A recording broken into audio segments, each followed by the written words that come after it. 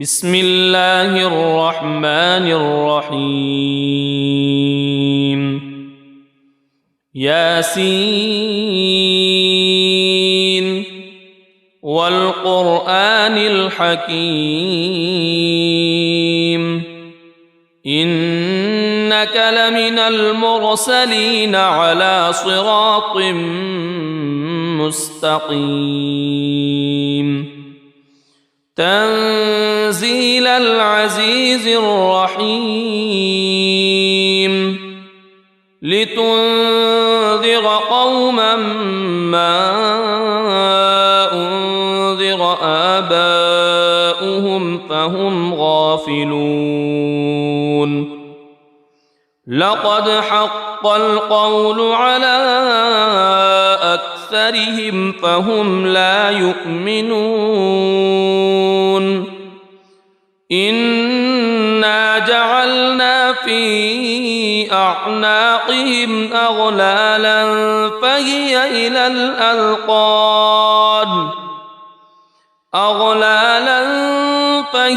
إلى الأذقان فهم مقمحون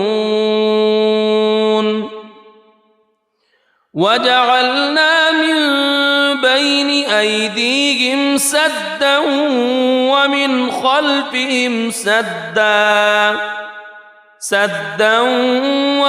خلفهم سدا فأغشيناهم فهم لا يبصرون وسواء عليهم أأنذرتهم أم لم تنذرهم لا يؤمنون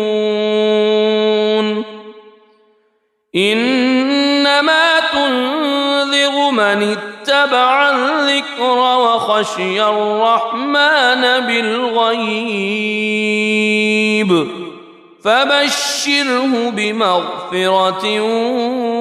وأجر كريم إنا نحن نحيي الموتى ونكتب ما قدموا وآثارهم وكل شيء أحصيناه في إمام مبين واضرب لهم مثلا أصحاب القرية إذ جاءها المرسلون إذ أرسلنا إليهم اثنين فكذبوهما فعززنا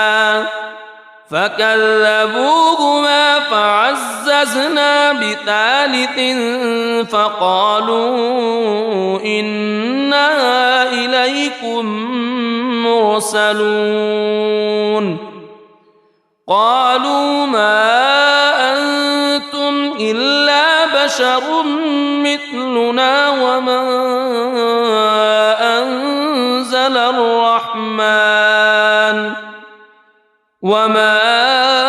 أنزل الرحمن من شيء إن أنتم إلا تكذبون قالوا ربنا يعلم إنا إليكم لمرسلون وما علينا إلا البلاغ المبين قالوا إنا تطيرنا بكم لئن لم تنتهوا لنرجمنكم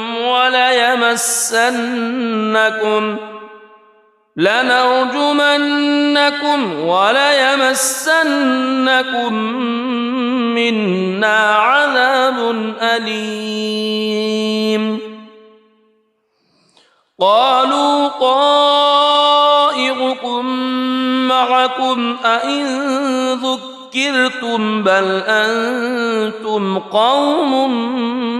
مسرفون وجاء من أقصى المدينة رجل يسعى قال يا قوم اتبعوا المرسلين اتبعوا من لا يسألكم أجرا وهم مهتدون وما لي لا أعبد الذي فطرني وإليه ترجعون أأتخذ من دونه آلهة إن يردني الرحمن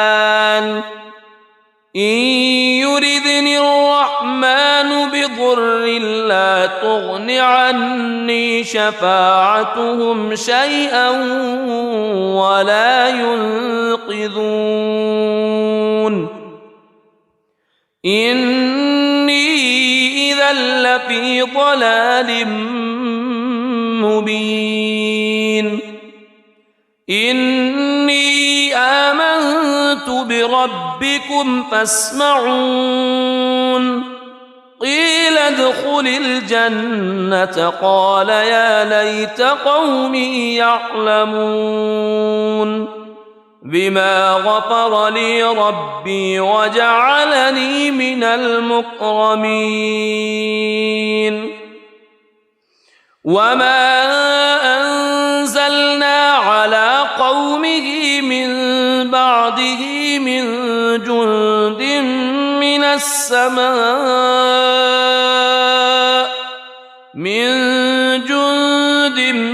من السماء وما كنا منزلين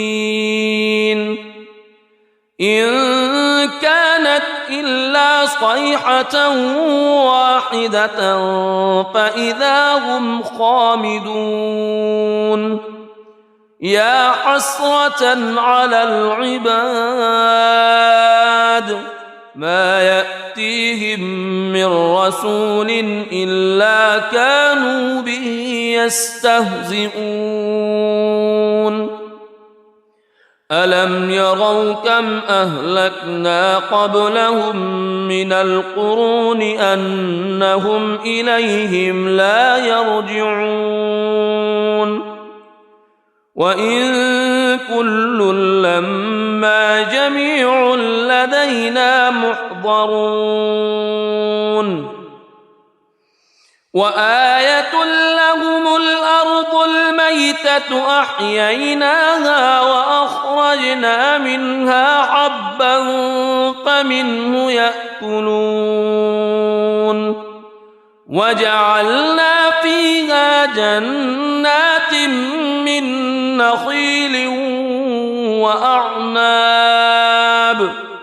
من نخيل وأعناب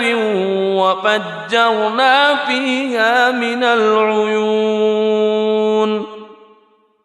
ليأكلوا من ثمره وما عملته أيديهم أفلا يشكرون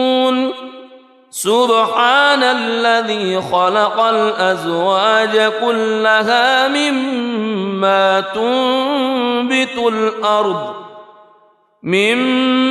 تنبت الأرض ومن أنفسهم ومما لا يعلمون وآية لهم الليل نسلخ منه النهار فإذا هم مظلمون والشمس تجري لمستقر لها ذلك تقدير العزيز العليم والقمر قدرناه منازل حتى عاد كالعرجون القديم لا الشمس ينبغي لها أن تدرك القمر ولا الليل سابق النهار وكل في فلك يسبحون وآية لهم أنا حملنا ذريتهم في الفلك المشحون وخلقنا لهم من مثله ما يركبون وإن نشأ نغرقهم فلا صريخ لهم ولا هم ينقذون إلا رحمة منا ومتاعا إلى حين وإذا قيل لهم اتقوا ما بين أيديكم وما خلفكم لعلكم ترحمون وما تأتيهم من آية من آيات ربهم إلا كانوا عنها معرضين وإذا قيل لهم أنفقوا مما رزقكم الله قال الذين كفروا للذين آمنوا أنطعم من لو يشاء الله أطعمه إن أنتم إلا في ضلال مبين ويقولون متى هذا الوعد إن كنتم صادقين ما ينظرون إلا صيحة واحدة تأخذهم وهم يخصمون فلا يستطيعون توصية ولا إلى أهلهم يرجعون ونفخ في الصور فإذا هم من الأجداث إلى ربهم ينسلون قالوا يا ويلنا من بعثنا من مرقدنا هذا ما وعد الرحمن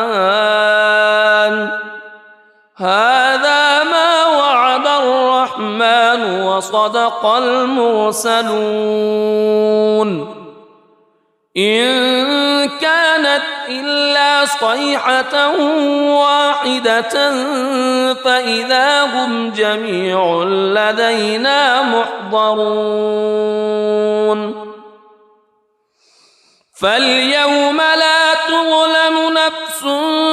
شيئا ولا تجزون إلا ما كنتم تعملون إن أصحاب الجنة اليوم في شغل فاكهون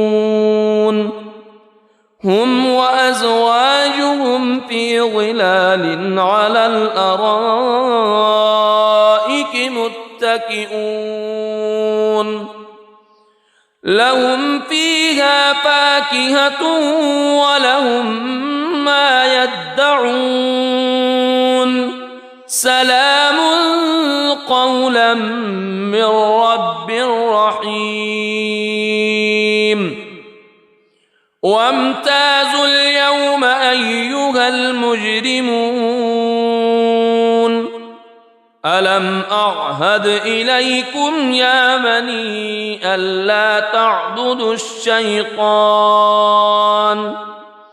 ألم أعهد إليكم يا بني آدم ألا تعبدوا الشيطان إنه لكم عدو مبين وأن اعبدوني هذا صراط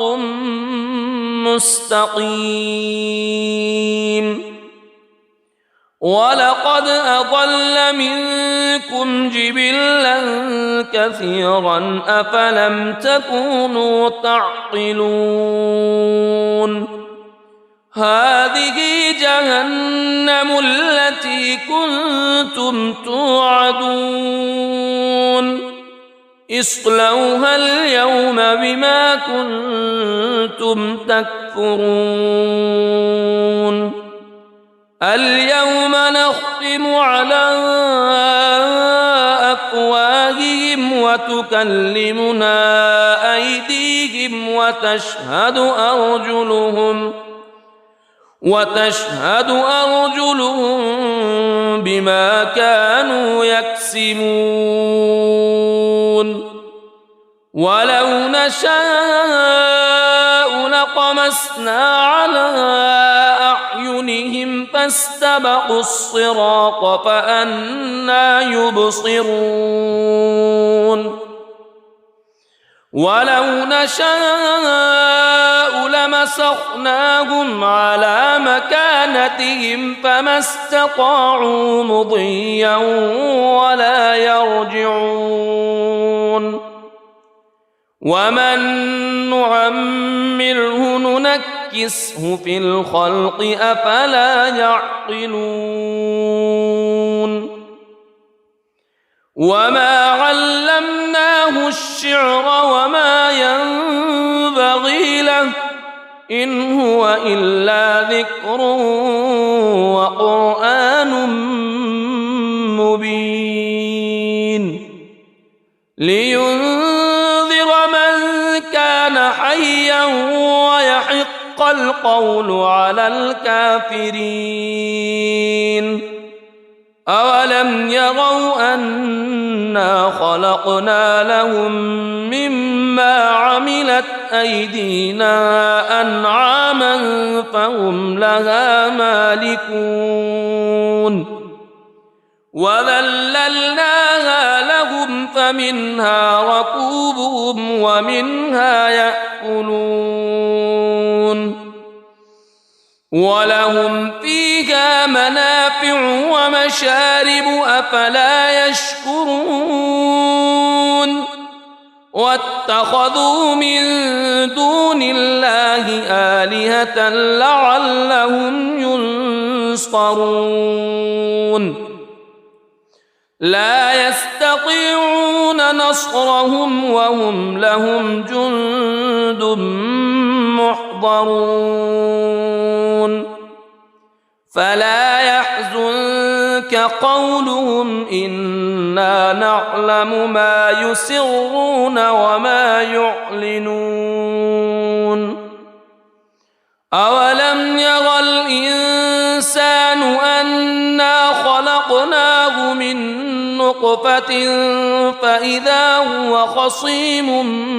مبين وضرب لنا مثلا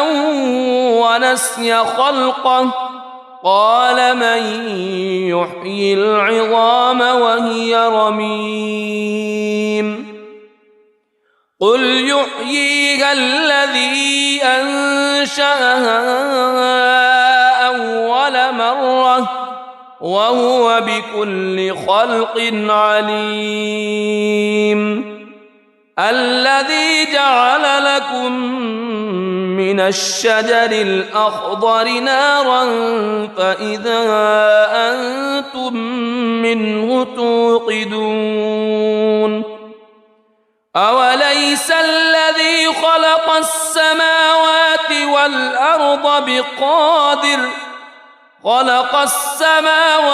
والأرض بقادر على أن يخلق مثلهم بلى وهو الخلاق العليم إنما أمره إذا أراد شيئا أن يقول له كن فيكون فسبحان الذي بيده ملكوت كل شيء وإليه ترجعون بسم الله الرحمن الرحيم الرحمن علم القرآن خلق الإنسان علمه البيان الشمس والقمر بحسبان والنجم والشجر يسجدان والسماء رفعها ووضع الميزان ألا تطغوا في الميزان وأقيموا الوزن بالقسط ولا تخسروا الميزان والأرض وضعها للأنام فيها فاكهة والنخل ذات الأكمام والحب ذو العصف والريحان فبأي آلاء ربكما تكذبان خلق الإنسان من صلصال كالفخار وخلق الجان من مارج من نار فبأي آلاء ربكما تكذبان رب المشرقين ورب المغربين فبأي آلاء ربكما تكذبان مرج البحرين يلتقيان بينهما برزخ لا يبغيان فبأي آلاء ربكما تكذبان يخرج منهما اللؤلؤ والمرجان فبأي آلاء ربكما تكذبان وله الجوار المنشآت في البحر كالأعلام فبأي آلاء ربكما تكذبان كل من عليها فان ويبقى وجه ربك ذو الجلال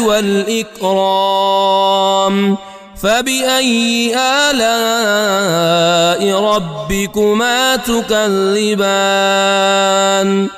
يسأله من في السماوات والأرض كل يوم هو في شأن فبأي آلاء ربكما تكذبان سنفرغ لكم أيها الثقلان فبأي آلاء ربكما تكذبان يا معشر الجن والإنس إن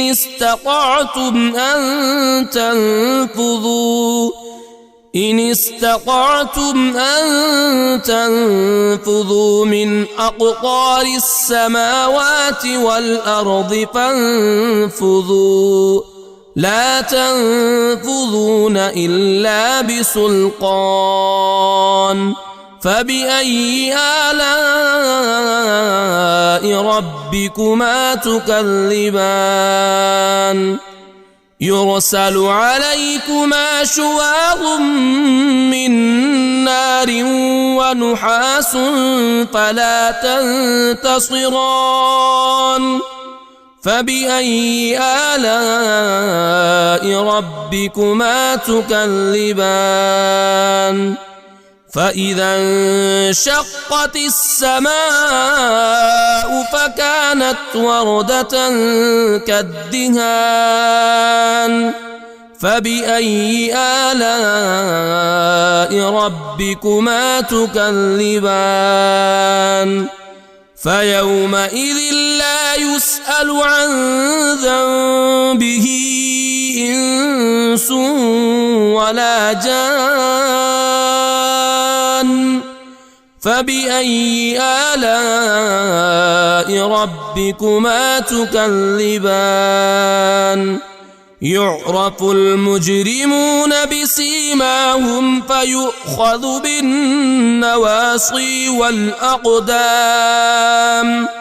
فبأي آلاء ربكما تكذبان هذه جهنم التي يكذب بها المجرمون يطوفون بينها وبين حميم آن فبأي آلاء ربكما تكذبان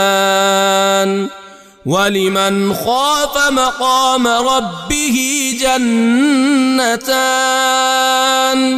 فبأي آلاء ربكما تكذبان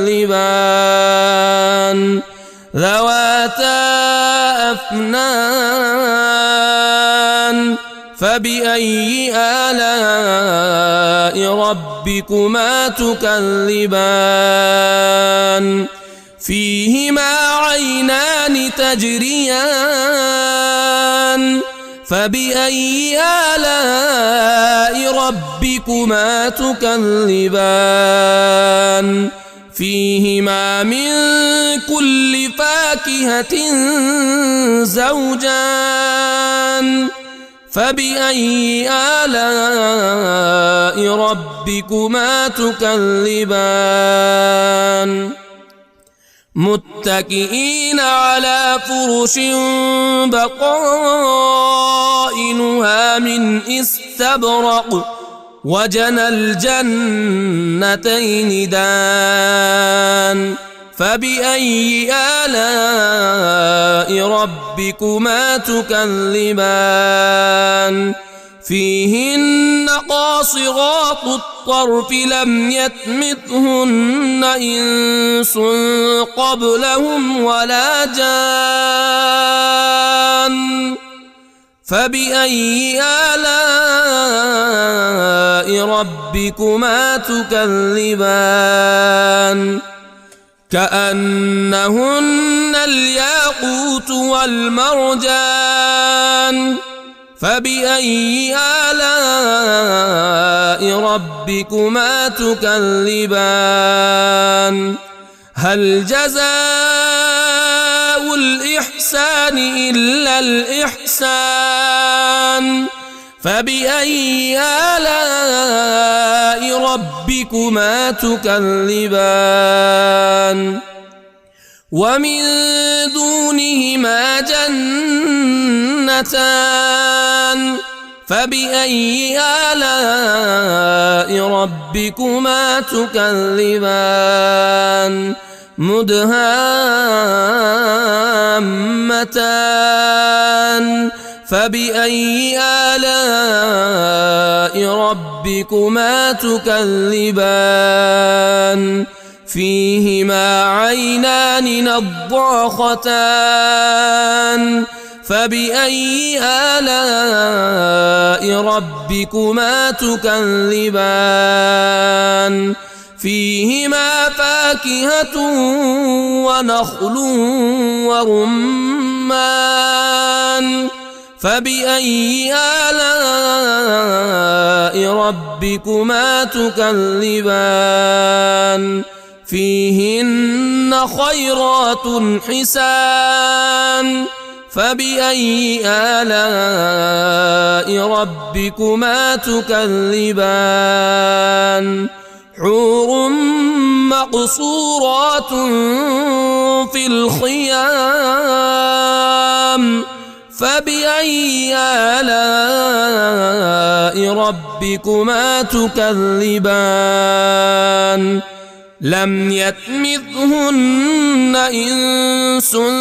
قبلهم ولا جان فبأي آلاء ربكما تكذبان متكئين على رفرف خضر وعبقري حسان فبأي آلاء ربكما تكذبان تبارك اسم ربك ذي الجلال والإكرام بسم الله الرحمن الرحيم ياسين والقرآن الحكيم إنك لمن المرسلين على صراط مستقيم تنزيل العزيز الرحيم لتنذر قوما ما أنذر آباؤهم فهم غافلون لقد حق القول على أكثرهم فهم لا يؤمنون إنا جعلنا في أعناقهم أغلالا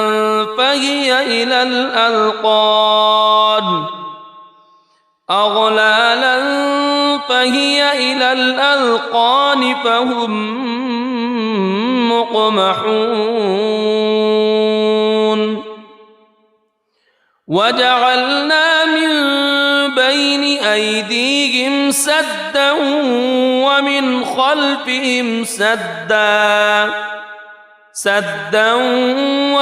خلفهم سدا فأغشيناهم فهم لا يبصرون وسواء عليهم أأنذرتهم أم لم تنذرهم لا يؤمنون إنما تنذر من اتبع الذكر وخشي الرحمن بالغيب فبشره بمغفرة وأجر كريم إنا نحن نحيي الموتى ونكتب ما قدموا وآثارهم وكل شيء أحصيناه في إمام مبين واضرب لهم مثلا أصحاب القرية إذ جاءها المرسلون إذ أرسلنا إليهم اثنين فكذبوهما فعززنا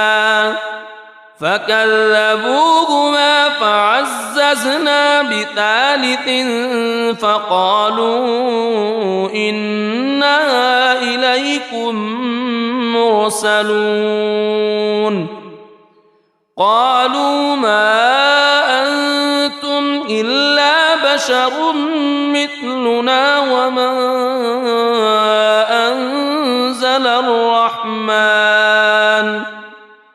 وما أنزل الرحمن من شيء إن أنتم إلا تكذبون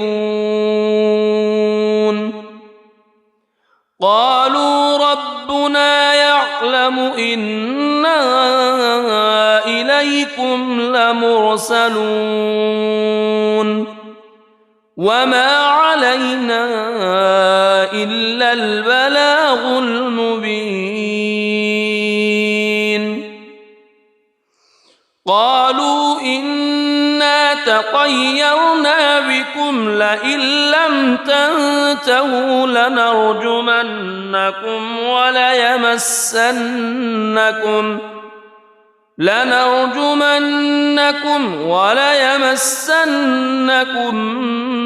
منا عذاب أليم قالوا طائركم معكم أئن ذكرتم بل أنتم قوم مسرفون وجاء من أقصى المدينة رجل يسعى قال يا قوم اتبعوا المرسلين اتبعوا من لا يسألكم أجرا وهم مهتدون وما لي لا أعبد الذي فطرني وإليه ترجعون أأتخذ من دونه آلهة إن يردني الرحمن بضر لا تغن عني شفاعتهم شيئا ولا ينقذون إني إذا لفي ضلال مبين إني آمنت بربكم فاسمعون قيل ادخل الجنة قال يا ليت قومي يعلمون بما غفر لي ربي وجعلني من المكرمين وما أنزلنا على قومه من بعده من جند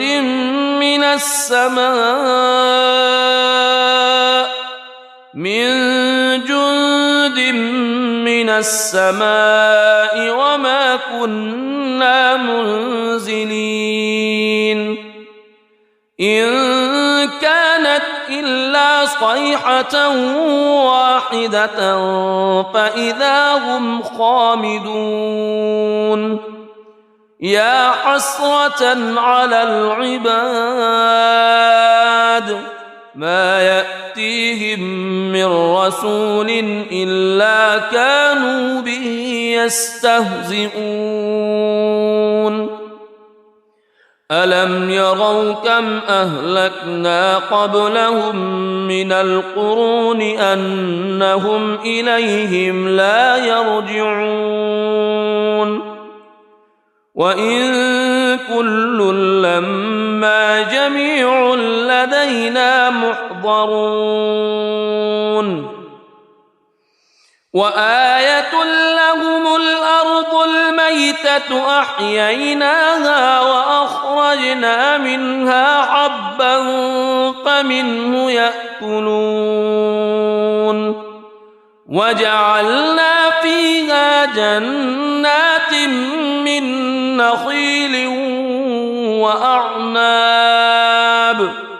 من نخيل وأعناب وفجرنا فيها من العيون ليأكلوا من ثمره وما عملته أيديهم أفلا يشكرون سبحان الذي خلق الأزواج كلها مما تنبت الأرض ومن أنفسهم ومما لا يعلمون وآية لهم الليل نسلخ منه النهار فإذا هم مظلمون والشمس تجري لمستقر لها ذلك تقدير العزيز العليم والقمر قدرناه منازل حتى عاد كالعرجون القديم لا الشمس ينبغي لها أن تدرك القمر ولا الليل سابق النهار وكل في فلك يسبحون وآية لهم أنا حملنا ذريتهم في الفلك المشحون وخلقنا لهم من مثله ما يركبون وإن نشأ نغرقهم فلا صريخ لهم ولا هم ينقذون إلا رحمة منا ومتاعا إلى حين وإذا قيل لهم اتقوا ما بين أيديكم وما خلفكم لعلكم ترحمون وما تأتيهم من آية من آيات ربهم إلا كانوا عنها معرضين وإذا قيل لهم أنفقوا مما رزقكم الله قال الذين كفروا للذين آمنوا أنطعم من لو يشاء الله أطعمه إن أنتم إلا في ضلال مبين ويقولون متى هذا الوعد إن كنتم صادقين ما ينظرون إلا صيحة واحدة تأخذهم وهم يخصمون فلا يستطيعون توصية ولا إلى أهلهم يرجعون ونفخ في الصور فإذا هم من الأجداث إلى ربهم ينسلون قالوا يا ويلنا من بعثنا من مرقدنا هذا ما وعد الرحمن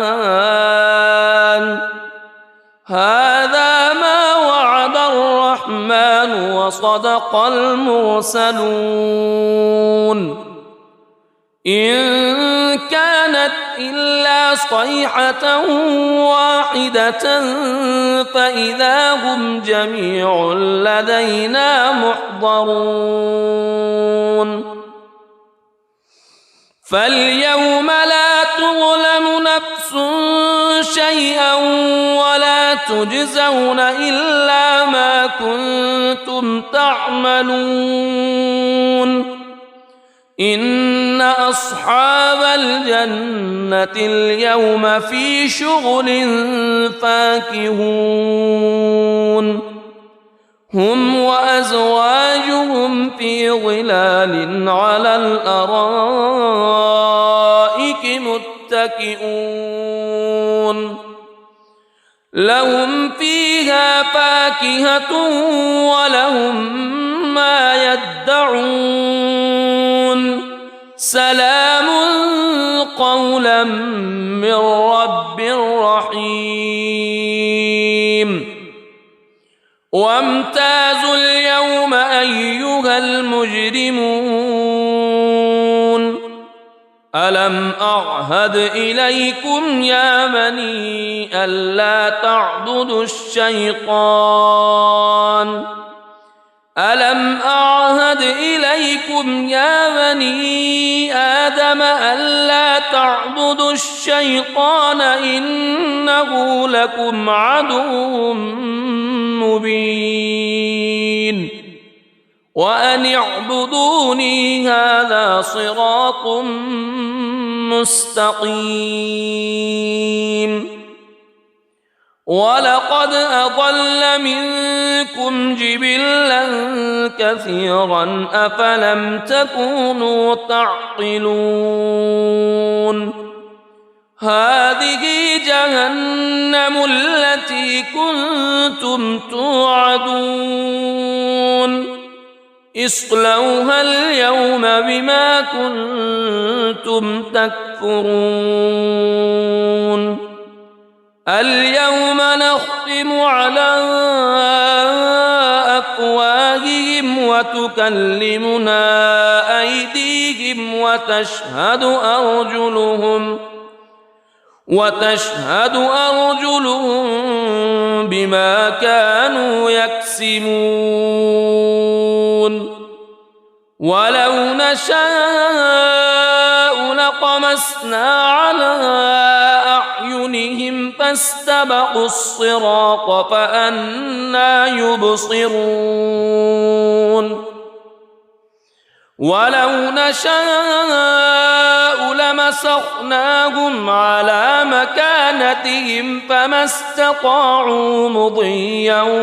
ولا يرجعون ومن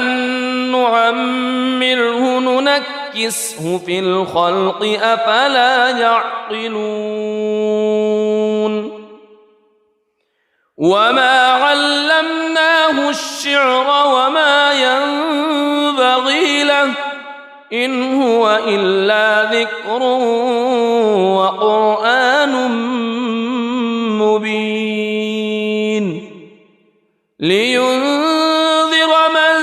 كان حيا ويحق القول على الكافرين أولم يروا أنا خلقنا لهم مما عملت أيدينا أنعاما فهم لها مالكون وذللناها لهم فمنها ركوبهم ومنها يأكلون ولهم فيها منافع ومشارب أفلا يشكرون واتخذوا من دون الله آلهة لعلهم ينصرون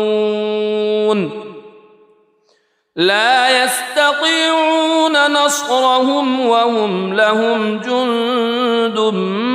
محضرون فلا يحزنك قولهم إنا نعلم ما يسرون وما يعلنون أولم ير الإنسان أنا خلقناه من نطفة فإذا هو خصيم مبين وضرب لنا مثلا ونسي خلقه قال من يحيي العظام وهي رميم قل يحييها الذي أنشأها أول مرة وهو بكل خلق عليم الذي جعل لكم من الشجر الأخضر نارا فإذا أنتم منه توقدون أوليس الذي خلق السماوات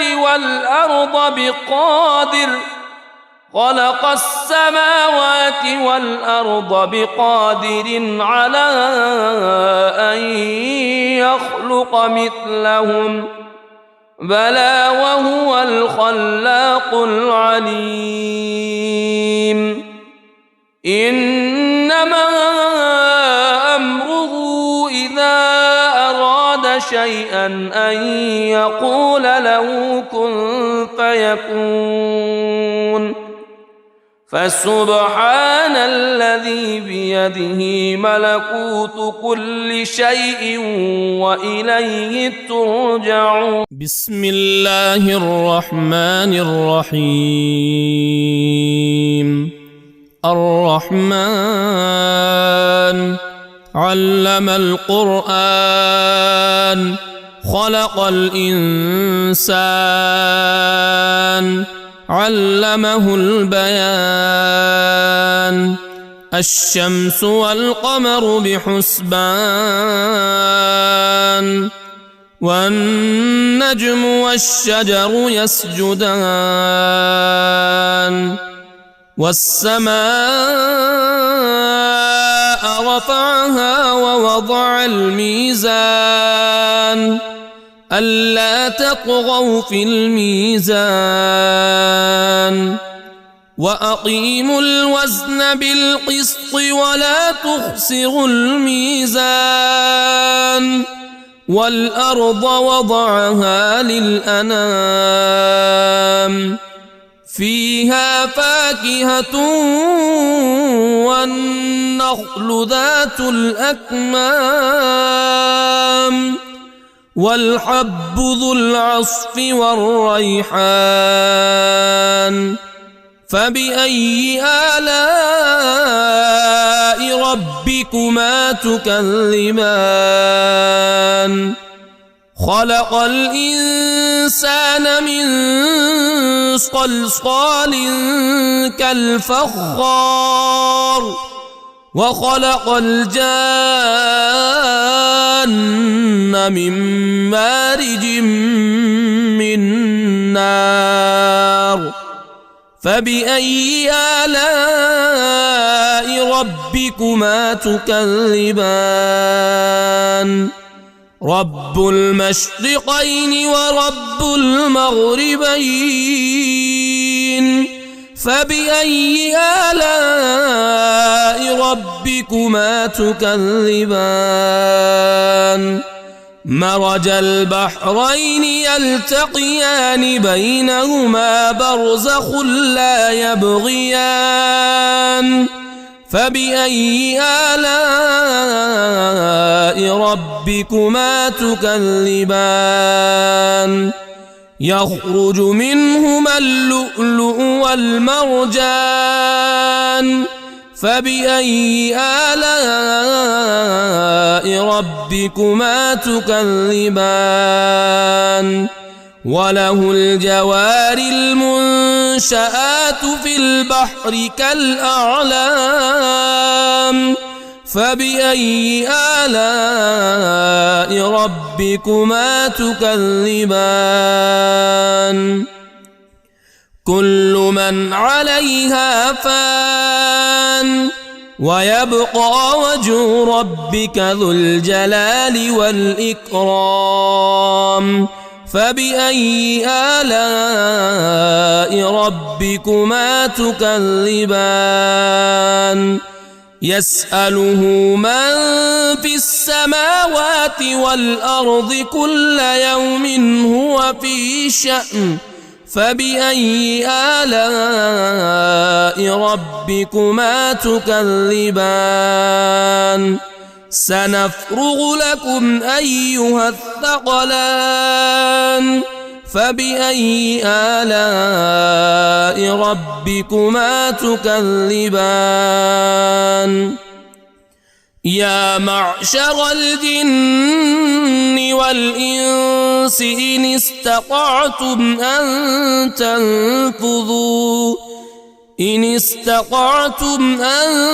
تنفذوا من أقطار السماوات والأرض فانفذوا لا تنفذون إلا بسلطان. فبأي آلاء ربكما تكذبان؟ يرسل عليكما شواظ من نار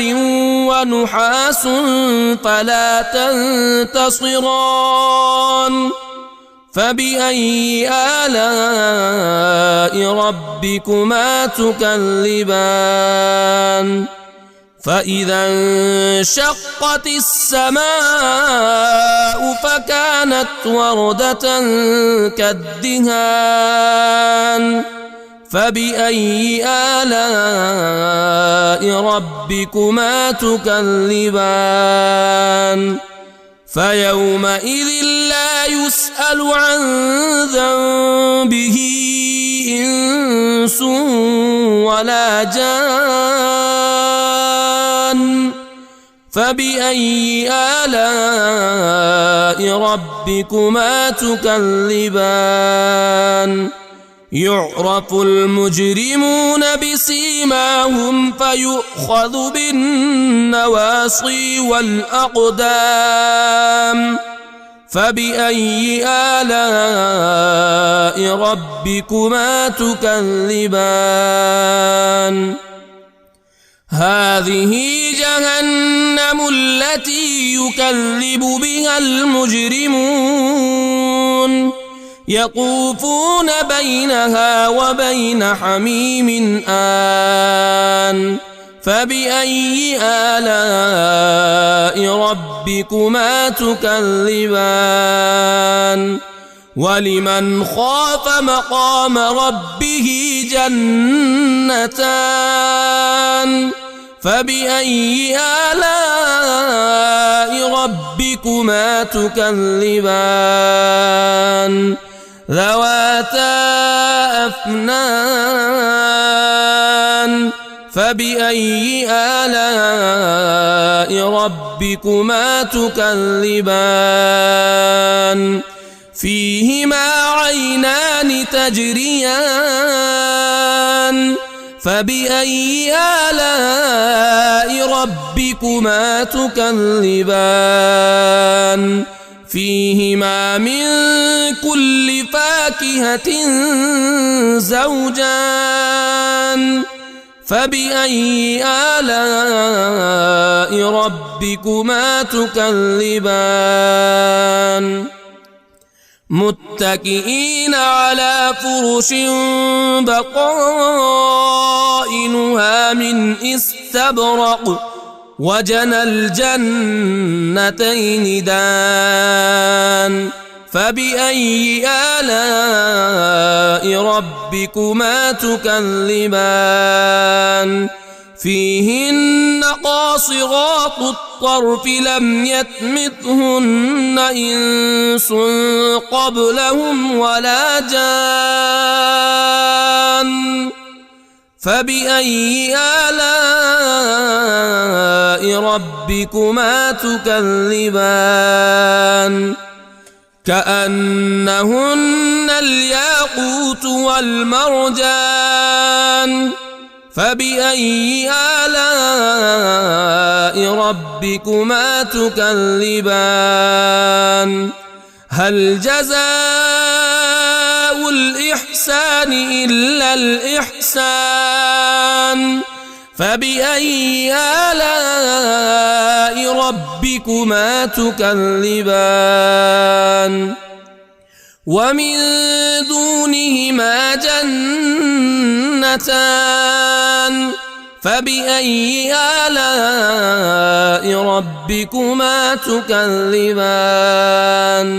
مدهامتان فبأي آلاء ربكما تكذبان فيهما عينان نضاختان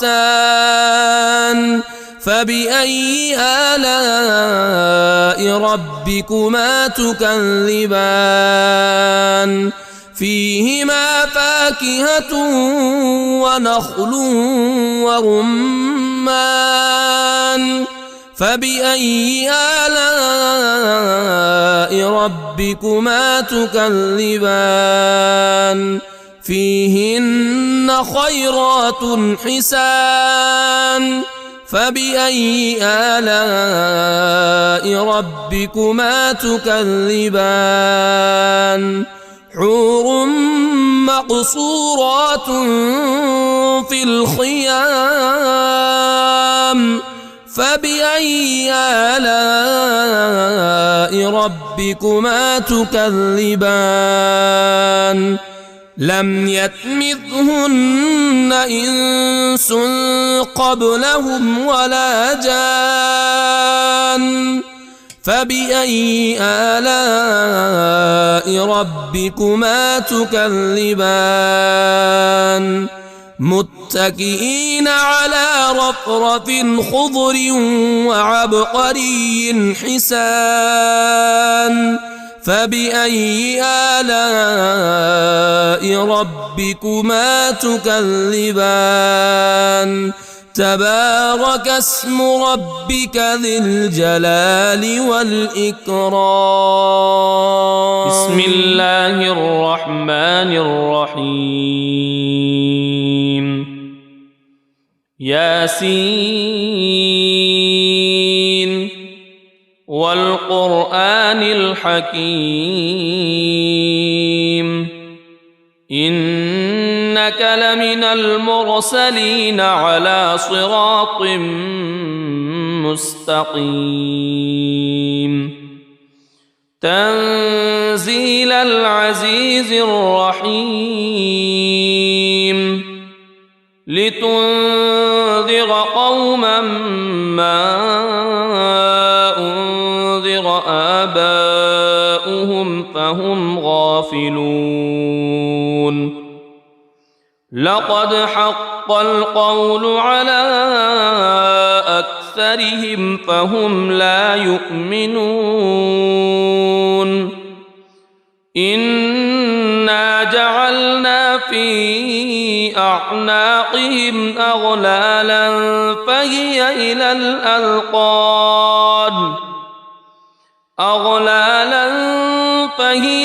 الأذقان فهم مقمحون وجعلنا من بين أيديهم سدا ومن خلفهم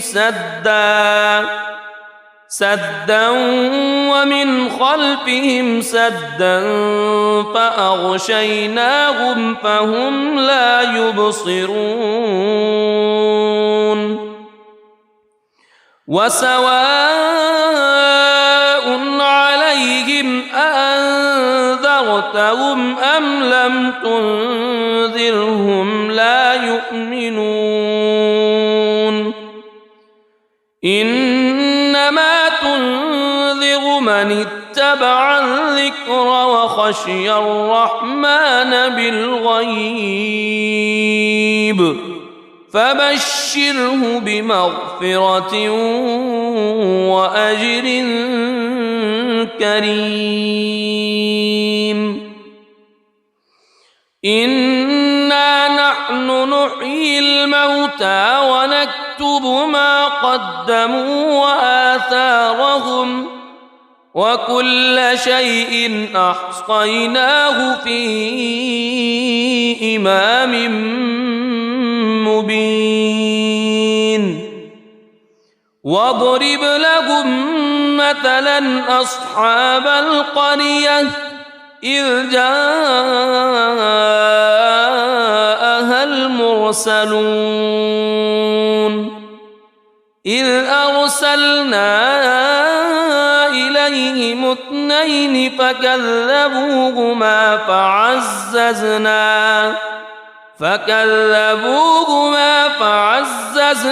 بثالث فقالوا إنا إليكم مرسلون قالوا ما أنتم إلا بشر مثلنا وما أنزل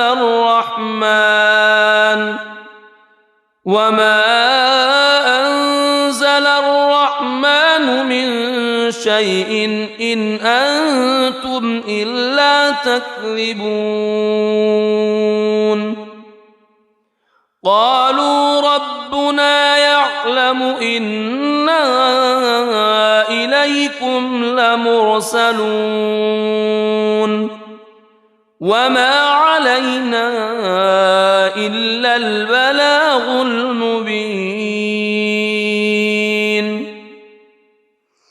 قالوا إنا تطيرنا بكم لئن لم تنتهوا لنرجمنكم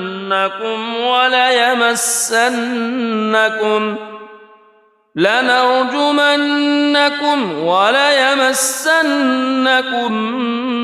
منا عذاب أليم قالوا طائركم معكم أئن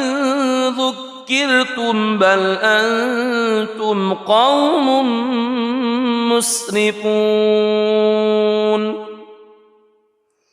وجاء من أقصى المدينة رجل يسعى قال يا قوم اتبعوا اتبعوا من لا يسألكم أجرا وهم مهتدون وما لي لا أعبد الذي فطرني وإليه ترجعون أأتخذ من دونه آلهة إن يردني الرحمن بضر لا تغن عني شفاعتهم شيئا ولا ينقذون إني إذا لفي ضلال مبين إني آمنت بربكم فاسمعون قيل ادخل الجنة قال يا ليت قومي يعلمون بما غفر لي ربي وجعلني من المكرمين وما أنزلنا على قومه من بعده من جند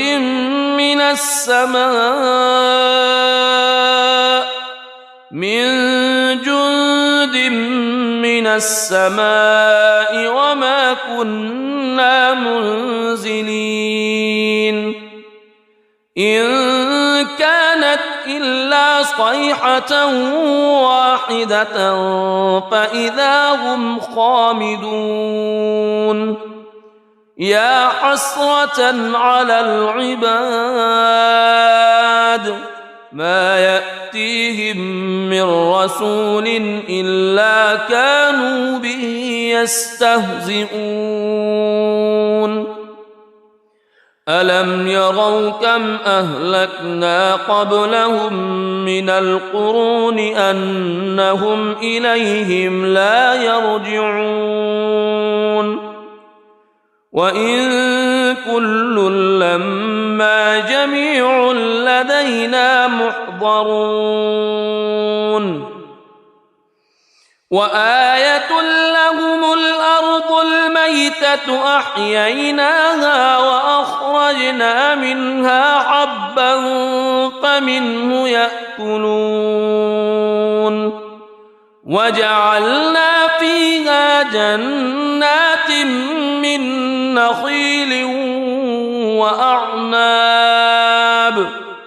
من نخيل وأعناب وفجرنا فيها من العيون ليأكلوا من ثمره وما عملته أيديهم أفلا يشكرون سبحان الذي خلق الأزواج كلها مما تنبت الأرض مما تنبت الأرض ومن أنفسهم ومما لا يعلمون وآية لهم الليل نسلخ منه النهار فإذا هم مظلمون والشمس تجري لمستقر لها ذلك تقدير العزيز العليم والقمر قدرناه منازل حتى عاد كالعرجون القديم لا الشمس ينبغي لها أن تدرك القمر ولا الليل سابق النهار وكل في فلك يسبحون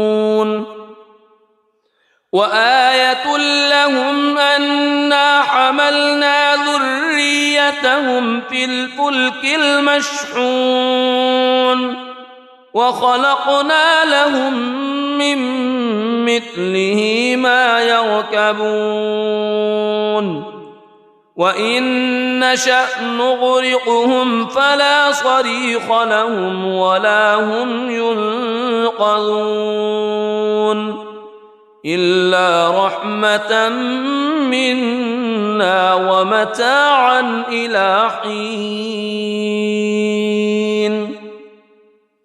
وإذا قيل لهم اتقوا ما بين أيديكم وما خلفكم لعلكم ترحمون وما تأتيهم من آية من آيات ربهم إلا كانوا عنها معرضين وإذا قيل لهم أنفقوا مما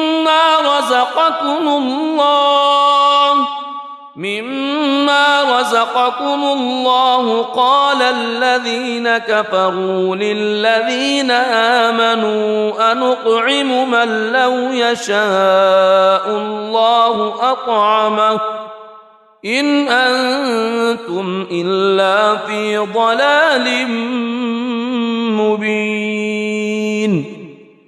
ويقولون متى هذا الوعد إن كنتم صادقين ما ينظرون إلا صيحة واحدة تأخذهم وهم يخصمون فلا يستطيعون توصية ولا إلى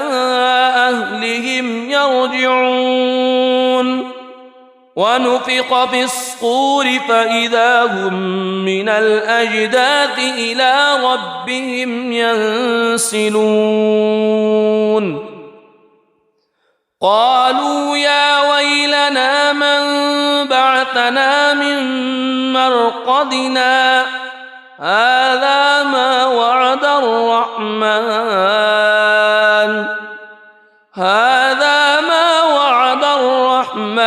وصدق المرسلون إن كانت إلا صيحة واحدة فإذا هم جميع لدينا محضرون فاليوم لا تظلم نفس شيئا ولا تجزون إلا ما كنتم تعملون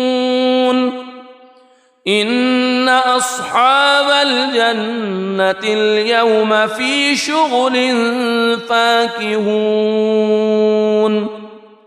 هم وأزواجهم في ظلال على الأرائك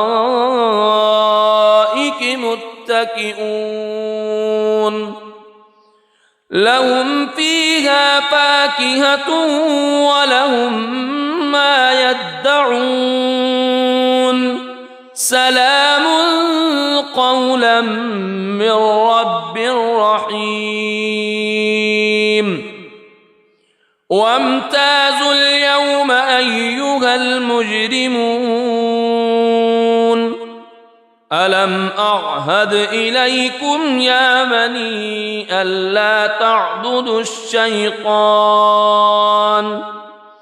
ألم أعهد إليكم يا بني آدم ألا تعبدوا الشيطان إنه لكم عدو مبين وأن اعبدوني هذا صراط مستقيم ولقد أضل منكم جبلا كثيرا أفلم تكونوا تعقلون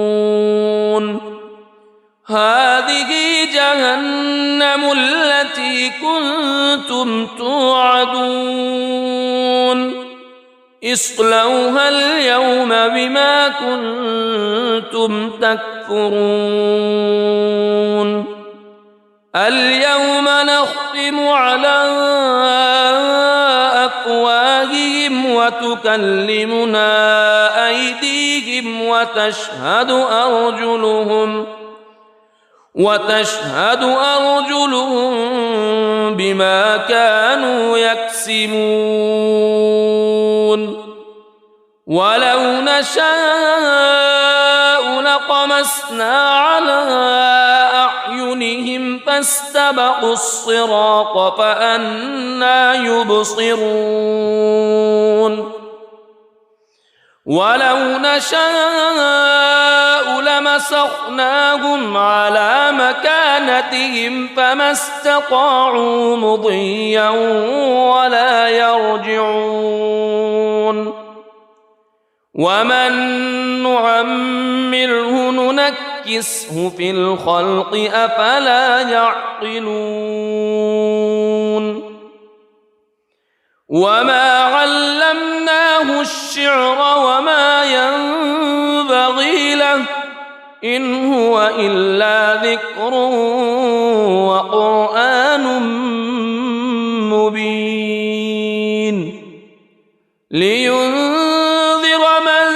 كان حيا ويحق القول على الكافرين أولم يروا أنا خلقنا لهم مما عملت أيدينا أنعاما فهم لها مالكون وذللناها لهم فمنها ركوبهم ومنها يأكلون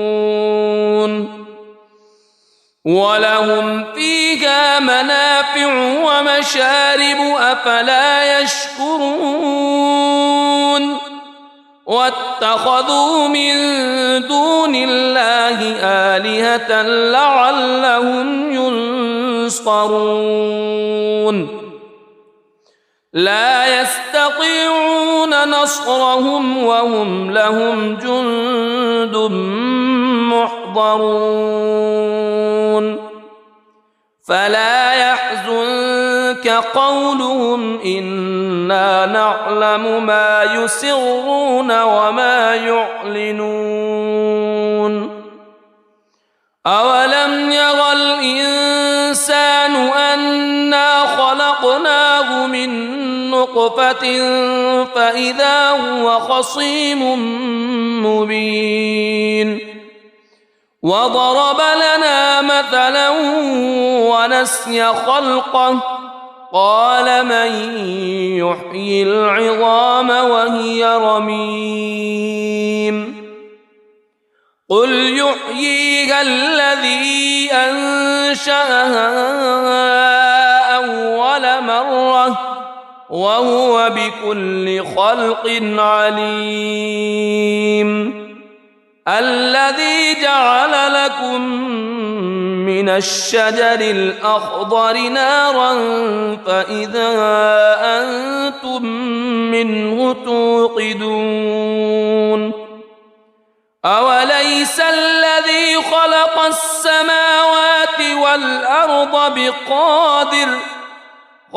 السماوات والأرض بقادر على أن يخلق مثلهم بلى وهو الخلاق العليم إنما أمره إذا أراد شيئا أن يقول له كن فيكون فسبحان الذي بيده ملكوت كل شيء وإليه ترجعون. بسم الله الرحمن الرحيم. الرحمن علم القرآن خلق الإنسان علمه البيان الشمس والقمر بحسبان والنجم والشجر يسجدان والسماء رفعها ووضع الميزان ألا تطغوا في الميزان وأقيموا الوزن بالقسط ولا تخسروا الميزان والأرض وضعها للأنام فيها فاكهة والنخل ذات الأكمام والحب ذو العصف والريحان فبأي آلاء ربكما تكذبان خلق الإنسان من صلصال كالفخار وخلق الجان من مارج من نار فبأي آلاء ربكما تكذبان رب المشرقين ورب المغربين فبأي آلاء ربكما تكذبان مرج البحرين يلتقيان بينهما برزخ لا يبغيان فبأي آلاء ربكما تكذبان يخرج منهما اللؤلؤ والمرجان فبأي آلاء ربكما تكذبان وله الجوار المنشآت في البحر كالأعلام فبأي آلاء ربكما تكذبان كل من عليها فان ويبقى وجه ربك ذو الجلال والإكرام فبأي آلاء ربكما تكذبان يسأله من في السماوات والأرض كل يوم هو في شأن فبأي آلاء ربكما تكذبان سنفرغ لكم أيها الثقلان فبأي آلاء ربكما تكذبان يا معشر الجن والإنس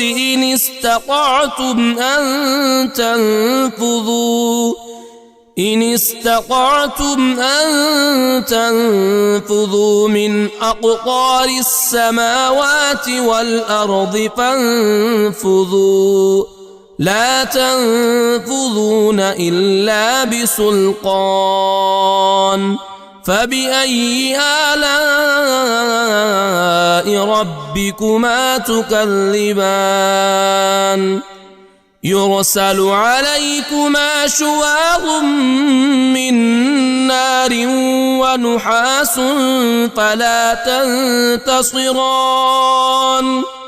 فبأي آلاء ربكما تكذبان فإذا انشقت السماء فكانت وردة كالدهان فبأي آلاء ربكما تكذبان فيومئذ لا يسأل عن ذنبه إنس ولا جان فبأي آلاء ربكما تكذبان يعرف المجرمون بسيماهم فيؤخذ بالنواصي والأقدام فبأي آلاء ربكما تكذبان هذه جهنم التي يكذب بها المجرمون يطوفون بينها وبين حميم آن فبأي آلاء ربكما تكذبان ولمن خاف مقام ربه جنتان فبأي آلاء ربكما تكذبان ذواتا أفنان فبأي آلاء ربكما تكذبان فيهما عينان تجريان فبأي آلاء ربكما تكذبان فيهما من كل فاكهة زوجان فبأي آلاء ربكما تكذبان متكئين على فرش بطائنها من استبرق وجنى الجنتين دان فبأي آلاء ربكما تكذبان فيهن قاصرات الطرف لم يطمثهن إنس قبلهم ولا جان فبأي آلاء ربكما تكذبان كأنهن الياقوت والمرجان فبأي آلاء ربكما تكذبان هل جزاء الإحسان إلا الإحسان فبأي آلاء ربكما تكذبان ومن دونهما جنتان فبأي آلاء ربكما تكذبان مدهامتان